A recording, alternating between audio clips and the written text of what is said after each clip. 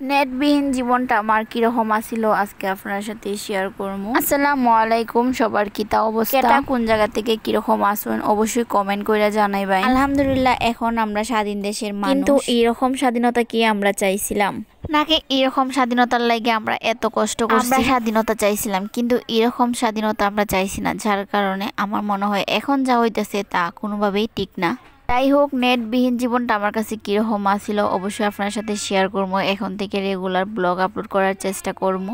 আসলে এবার ঘরে বসে থেকে তো কোনো হইতো না, যেহেতু সবাই কাজে ফিরতেছে আর এটাও আমার একটা কাজের জায়গা, একদিন না একদিন তো ফিরা লাগবই। আর এখন থেকে যে ভিডিওগুলো আমি আপলোড দিব এগুলো হইছে মানে শাটডাউনের আগের, আন্দোলনের আগের ভিডিওগুলো, অনেকগুলো ভিডিও জমা ছিল, তো ভাবলাম এখন আপলোড দিয়ে দেই। তো মধ্যে যখন সব কিছু অফ হয়ে গেছে, নেট অফ হয়ে গেছে, তখন মন মানসিকতাটাও নষ্ট হয়ে গেছে। যখন আন্দোলন শুরু হয় তখন আর শ্যুট নিতাম পারছি না, যেহেতু আমার পরিবারের অনেকেই বাইরে থাকে, তো অনেক টেনশনে আসছিলাম সবাই। তো কি করবো না করবো বুঝতেছিলাম না, সবার সাথে যোগাযোগ করতে পারতেছিলাম না। তার থেকেও বড় কথা হয়েছে যে দেশে এরকম একটা অবস্থা, কোনো খবর পাইতেছিলাম না। ঘরে টিভি থাকা সত্ত্বেও আমি ডিসের লাইন কিছুদিন আগে অফ করে দিছি, যার কারণে আমি টিভিতেও কোনো খবর পাইতেছিলাম না। অনেকে তো টিভি থেকে মানে নিজের একটু সান্ত্বনা দিছেন যে কীরকম অবস্থা আছে, কিছু হলে জানতে পারছেন, তো আমার এরকম অবস্থা ছিল না। যে ফোনটা দিনে 2 থেকে 3 বার চার্জ দিতাম, ওই ফোনটা আমি 3 দিন পরে চার্জে লাগাইছি, তাও চার্জ কিছুটা থাকা অবস্থায়। আর আমি যেহেতু 2 বাচ্চার মা, তার লাগে তো রান্না বান্না করা লাগতো, এই সাথে আদিল তার পছন্দের খাওয়ানটা তো চাই, যেহেতু সে ছোটো এখন অত কিছু বুঝে না। আর পরিবারের বাকি মানুষ, এতগুলা মানুষের লেগে তো রান্নাবান্না করা লাগতোই।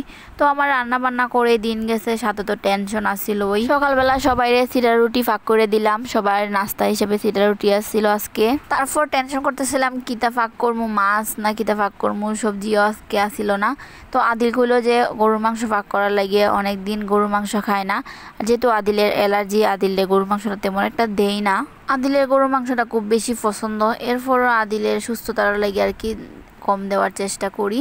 আর মাংসর মাঝে আলু তো আদিল চাইবো, তো ভাবলাম একটু আলু দিই, তো আলু একটু বেশি করে দিলাম, কারণ একজনে আলু চাইলে তো সবাই দেখা দেখি সবাই চায়। অনেকেই কই না আমি তরকারির ঝোলটা বেশি দেই, আসলে তরকারির তো মধ্যে অবস্থায় আমি শেষ করে আর শ্যুট নিতাম পারি না শেষের দিকে, এই কারণে আপনারা শেষের জায়গাটা দেখাইতে পারি না। গত বেশ কিছুদিন রাত্রিবেলা খাওয়ার টাইমে আমার তরকারি ফাঁক করা লাগতো, তাও আবার ছোটো মাছ, প্রতিদিনই এই ছোটো মাছটা আনতেন আদিলের বাবা। তাও আবার রাত্রে যখন সবাই খাইতে বইব তখন তো তাড়াতাড়ি করে আমি আর মাটির চুলায় ফাঁক করছি না, রাত্রে রান্নাটা আমি গ্যাসের চুলায় ফাঁক করতাম।